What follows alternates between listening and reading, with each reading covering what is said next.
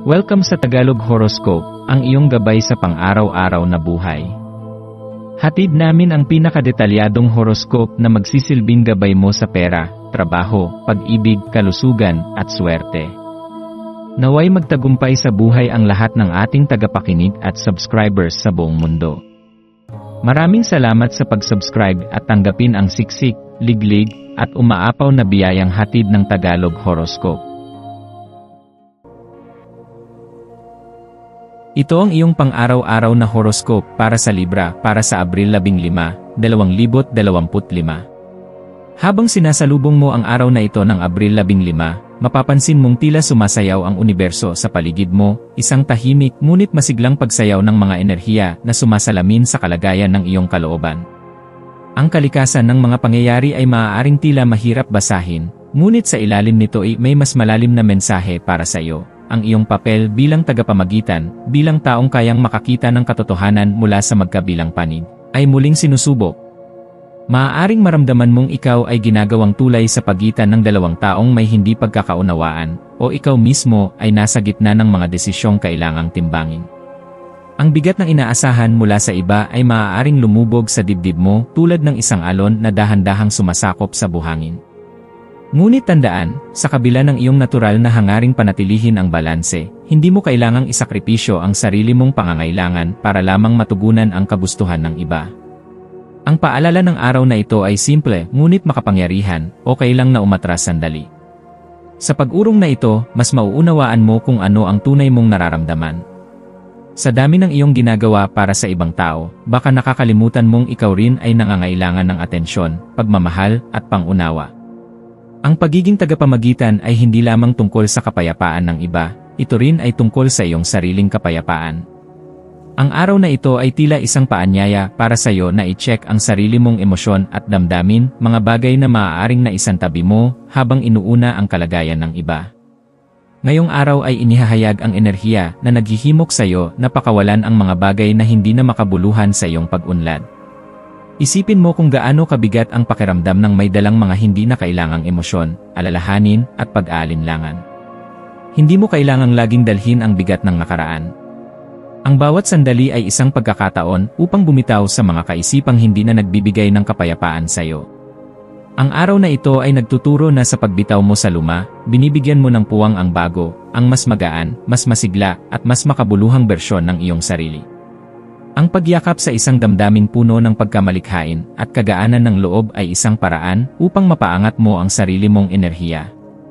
Maaari mong mapansin na sa simpleng pagkanta, pagsulat, pagguhit, o kahit paglalakad sa ilalim ng araw, may panibagong sigla kang mararamdaman. Kapag pinili mong damhin ang kasayahan ng kasalukuyan, nagiging posible ang mga solusyon sa mga matagal mo nang iniisip na problema. Tandaan, hindi lahat ng sagot ay kailangang seryoso, minsan, ang kasagutan ay makikita sa pagngiti, sa pagtawa, at sa pagbibigay ng pahinga sa isipan. Sa mga ugnayang emosyonal, maaaring madama mong mas madalas ang bugso ng damdamin. Ang maliliit na issue ay maaaring lumaki kung hindi mo ito mabibigyan ng sapat na pag-unawa at pasensya.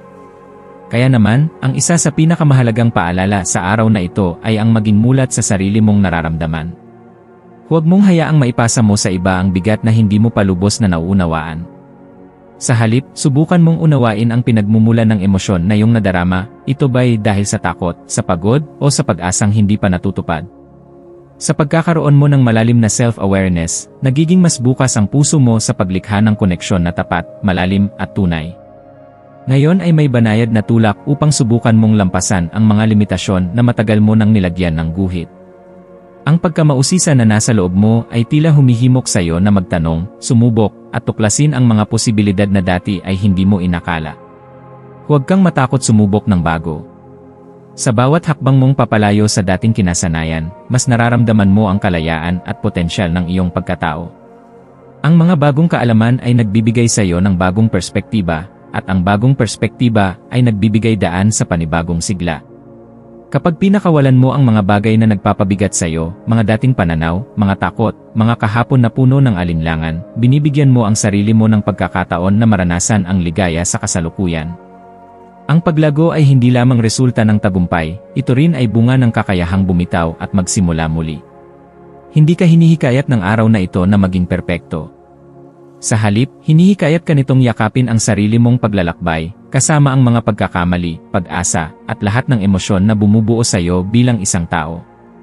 Maswerteng kulay mo ngayon ang bughaw, kulay ng kapayapaan, karunungan, at panloob na katahimikan. Ito ay makatutulong upang maibalik ang balanse sa iyong kaisipan at emosyon, lalo na kapag ikaw ay humaharap sa mga sensitibong usapin.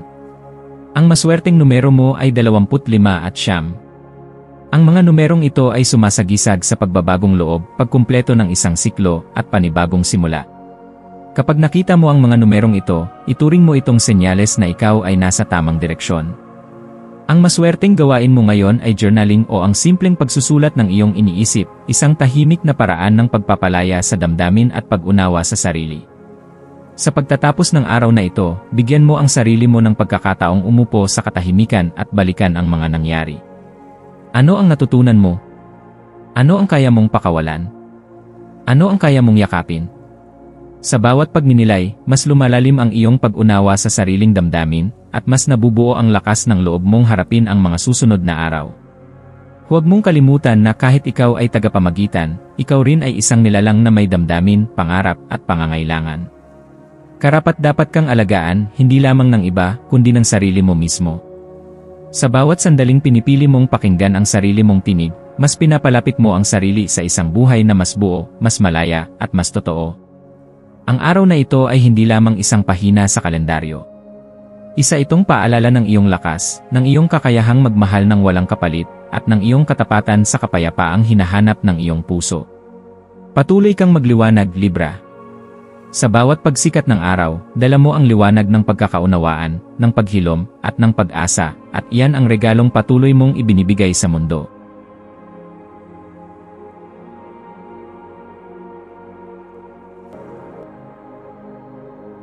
Tayo ay magkaroon ng kaunting sandali upang ipagdasal ang lahat ng mga dalangin ng ating mga subscribers, na sana'y matamo nila ang kanilang mga pinapangarap sa buhay, magandang trabaho, mabuting kalusugan, payapa at masayang pamumuhay, at siksik, liglig, at umaapaw na biyaya at kayamanan.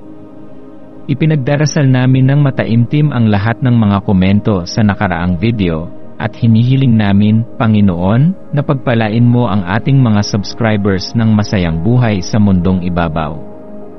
Maraming salamat po. Maaari kayong mag-subscribe sa aming channel na Daily Prayer, kung saan nag-a-upload kami ng pang-araw-araw na Catholic Gospel Readings, Reflections, at Daily Rosary Reading para sa lahat ng misteryo ng araw. Tulungan ninyo kaming buuin ang community na ito at mag-subscribe na. Ang link ay nasa description box. Maraming salamat sa panonood ng iyong horoscope ngayon araw. Naway gabayan ka ng mga bituin sa iyong landas. Huwag kalimutang mag-like, share, at subscribe para sa iba pang cosmic na kaalaman. Hanggang sa muli, manatiling konektado sa universo